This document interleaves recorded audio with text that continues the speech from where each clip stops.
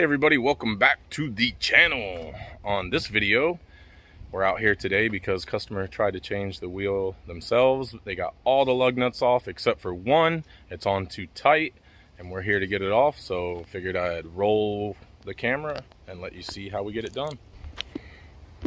Okay, this is a Honda Pilot. Sure hope that's not the tire she wants me to put on. Hey, how you doing? How are you? Good, good. So I got the jack. Alright guys, so got the impact out with a 21mm socket, and it's the wrong size. Go figure. Grab another socket. Alright guys, so went and got a 22mm socket. That should fit it perfectly. And we're going to use the Milwaukee Impact from Home Depot. This is the 18-volt brushless fuel 3/4 inch drive, and put it on setting number 3, and it's going to rip this thing right off of there. Okay, so see how hard it's impacting and not just like drilling right off? That indicates to me that this lug nut was cross-threaded onto that lug stud. See how there's threads on there and threads on there? What happens is somebody will jump the thread from this thing over a thread on there.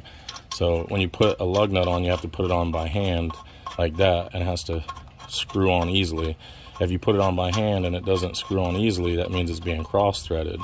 And if you continue to put it on, like say you put this on and you turn it once and it's cross-threaded and you're like screw it and you impact it on, what's going to happen is this metal and this metal are going to become fused together and they're not going to want to come off, like what's going on here. So they tried to get it off with the factory lug wrench, but it wouldn't come off. Now I'm using this big strong impact and it's having a hard time coming off. So what that's going to do is create a bunch of heat inside these two pieces of metal, and most likely it's going to break this lug nut off of this stud, and then it'll come off, you know, it'll be broke off at that point. But what she'll have to do is get a whole nother stud put on. These studs are like $3–4 at the parts store, and then they got to take your wheel and everything off and insert it from the back in order to put a new one on. So 90% chance this is going to break here in a second. I took a break to tell you guys all about it, give the metal a chance to kind of cool down. Sometimes if you don't, you know, continue working on it, you can allow the metal to cool down, and then you have a chance of it not breaking. If you can get it off without breaking, then a guy can put a thread chaser on here and you can buy a new lug nut, and then you don't have to go through, you know, all the labor and the waiting and, you know, all the crap that comes along with something that gets broke. So let's hope this just spins off and we don't have a broken lug stud.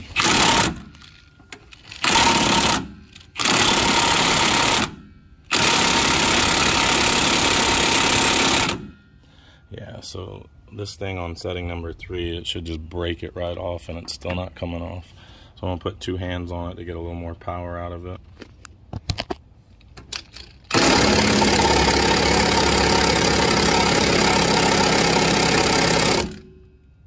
Okay, so it's not going to come off by hand, so what I'm going to do is go to my car and get a breaker bar, and then I'm going to put it on here with this socket, and I'm going to turn it by hand, and it's going to definitely break it off then at that point. So that's what has to be done at this point. There's no way of getting around it, because you got to get the wheel off.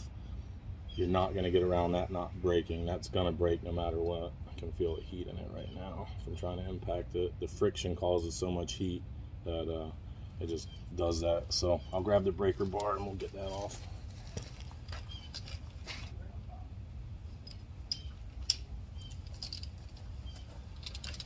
Alright, so I didn't even notice my stuff was broke over here.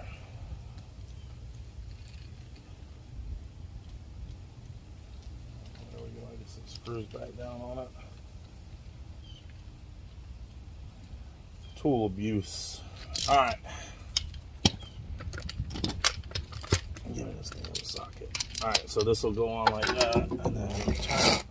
I have to put the jack down a little bit.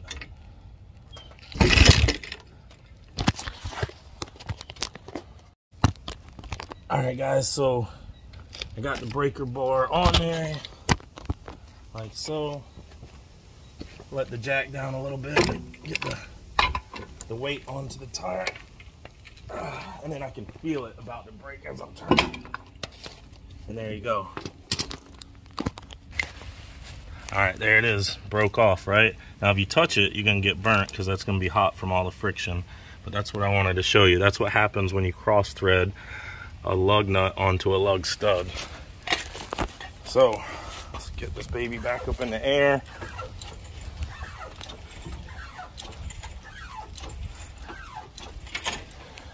All right,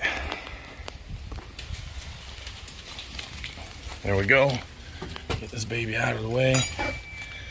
And as you can see, what has happened is, like I said, somebody has cross-threaded a lug nut onto the lug stud, which has caused the two pieces of metal to become fused together, which won't allow it to come off. See, this lug nut becomes bonded to this lug, or this lug stud becomes bonded to this lug nut, and then as you're trying to turn it to take it off, it's not turning the lug nut anymore, it's turning the whole stud. It's twisting this whole piece of metal right here, and that's what snaps off. So like I said, these studs are like $3–4 at the part store, but you got to have the brake caliper removed, you got to have the wheel rotor removed, and then from the back side of the rotor they'll press this in.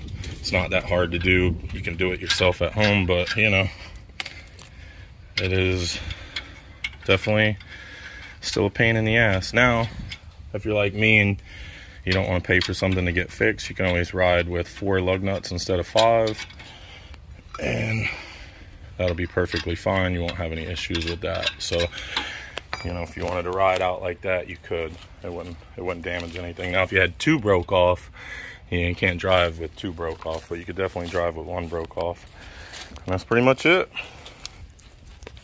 All right, guys, you never know how a call is gonna go. This one was a tire change that turned into, well, I can't change that tire because I don't have a tire machine, and so I can't change it, but I got it, you know, I got it off for her so she can take it to get that one mounted at the tire shop.